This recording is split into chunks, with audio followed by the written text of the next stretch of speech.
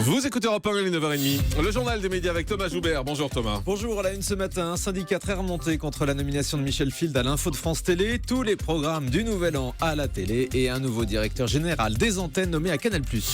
Et on commence avec la nomination de Michel Field qui fait des remous à la rédaction de France Télé. On vous en parlait dès hier matin, la Société des journalistes de France 2 dénonce une déstabilisation de l'information et hier, la CFDT est montée au créneau pour dénoncer la mise à l'écart de Pascal Golomer, remplacé donc par Michel Field à la tête de la rédaction.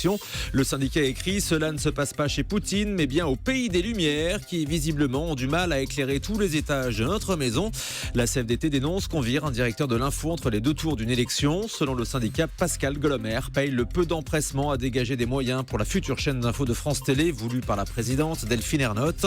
La SDJ de France 2 doit se réunir demain en assemblée générale extraordinaire. En revanche, la SDJ de France 3 a salué hier la nomination de Michel Field. France 3 qui va proposer ce soir les débats sur les élections dans toutes les régions. Oui, la chaîne change sa programmation à partir de 18h. À la place de questions pour un champion, France 3 proposera 13 débats régionaux organisés par les rédactions régionales de France 3. Ces éditions spéciales de 70 minutes qui seront également rediffusées à 22h50. Et puis les chaînes ont dévoilé leur programme du Nouvel An. Alors comme chaque année, on aura droit à un duel entre Arthur et Patrick Sébastien pour le passage à la nouvelle année. D'un côté, le 31, tout est permis sur TF1. De l'autre, le grand cabaret sur son 31 sur France 2. Deux émissions déjà enregistrées. M6 proposera une longue soirée scène de ménage et France 3 le film de Martin Scorsese, Hugo Cabret. Et sur la TNT, finalement, Cyril Hanouna n'animera pas la soirée du réveillon en direct comme il le souhaitait sur D8. Sa chaîne proposera des rediffusions du documentaire Génération Canal+. L'animateur avait expliqué qu'il était très difficile de mobiliser des équipes techniques et des invités en direct un soir de 31 décembre. Et puis en revanche, Cyril Hanouna propose ce soir un nouveau numéro de son émission de parodie CQFD, ceux qu'il faut détourner. Deuxième numéro diffusé aux alentours de 21h10 sur D8. Cyril Hanouna a mobilisé tous ses chroniqueurs pour des parodies de ses programmes préférés avec les apparitions de personnalités et au programme notamment une parodie de Crime à laquelle vous avez participé, Jean-Marc. On a hâte de découvrir ça ce soir. Cyril Hanouna nous en donne un avant-goût au micro européen de Maxime Rioux. Alors la parodie de Jean-Marc, Jean-Marc, je vous le dis, il est excellent parce que c'est un excellent comédien. Il est comme il est dans l'émission. On va faire une parodie de Crime où Jean-Marc a joué le jeu à fond. C'est vraiment un des trucs qui nous a fait le plus marrer et je suis fan de Crime, donc je voulais absolument le faire et on a fait une parodie. Je peux pas vous dire ce que c'est, mais Jean-Marc a été excellent et il s'est passé des choses. Il y a eu des choses qui se sont passées. Jean-Marc avait besoin d'en parler aux téléspectateurs. Vous verrez ça ce soir. Non, c'est bien vendu. Ouais, c'est bien vendu. Vous l'avez pas vu encore, Jean-Marc? Non, je l'ai pas vu moi. Cyril Hanouna nous a fourni en avant-première un extrait de cette parodie de Crime, donc écoutez bien. Bonsoir, cette semaine, comme chaque semaine, nous sommes installés au trou du cul du monde et plus précisément dans la vallée de Dana. Nous allons vous raconter ce soir 3 histoires, 3 faits divers, 3 problèmes de climatisation. Bienvenue dans Clim. Voilà. Clim, d'accord. Et C'est voilà, très parodie. COP21, Clim. Oui, Vraiment. Voilà, je suis pressé de le voir parce que j'ai pas vu les reportages, Ah bon, d'accord. j'ai pas vu ce qu'il y a dedans, j'ai juste fait les plateaux de lancement et effectivement c'est bien amusé. Et c'est comment le trou du cul du monde? Après la branlette espagnole, c'est le jour. Hein. Oh mais non, arrêtez. Non mais c'était trop... Bah écoutez, assumez. c'est vous Moi qui l'avez j'assume, dit. j'ai pas de souci.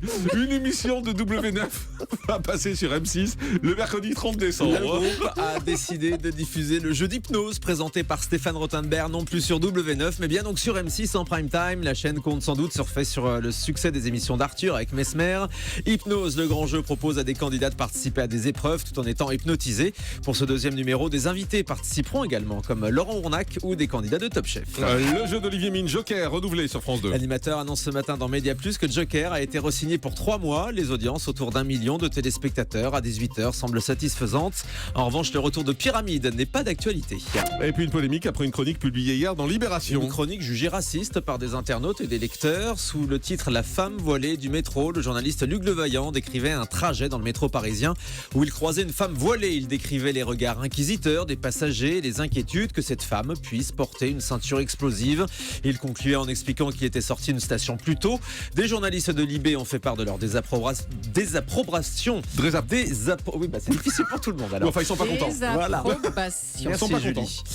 Selon les journalistes, cette chronique ne reflète pas les valeurs du journal. Le directeur de Libération, Laurent Geoffrin, a aussi présenté des excuses aux lecteurs qui ont été blessés par ce texte en rejetant les accusations de racisme. Nadine Morano ne sera pas poursuivie pour ses propos sur la race blanche dont on n'est pas couché. Le parquet de Paris a classé sans suite le signalement de la LICRA reviendra sur les propos de Nadine Morano dans l'émission de Laurent Ruquier fin septembre. La justice a estimé que ces déclarations ne comportaient aucune incitation au rejet d'un groupe de personnes et n'appelaient pas à l'hostilité. Nadine Morano s'est réjouie de cette décision.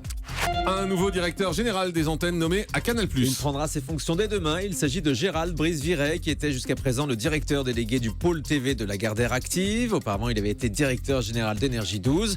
Il rejoint donc l'équipe de Vincent Bolloré et Maxime Saada à Canal+. Il est remplacé chez Lagardère par Caroline Cochot, nommée directrice déléguée du pôle TV, qui regroupe notamment les chaînes Gulli, TJ ou MCM. De très bons choix au pluriel. On termine avec le chiffre du jour. 3 ans, W9 obtient les droits du Super Bowl pour 3 années supplémentaires. Le Super Bowl, c'est la finale du championnat de foot américain, l'un des événements sportifs les plus suivis au monde. Même si chez nous, ça passe en pleine nuit, l'événement est très attendu souvent pour le spectacle qu'il y a à la mi-temps. Et cette année, au mois de février, ce sera le groupe Coldplay qui jouera. Pas mal. Merci beaucoup, Thomas Joubert.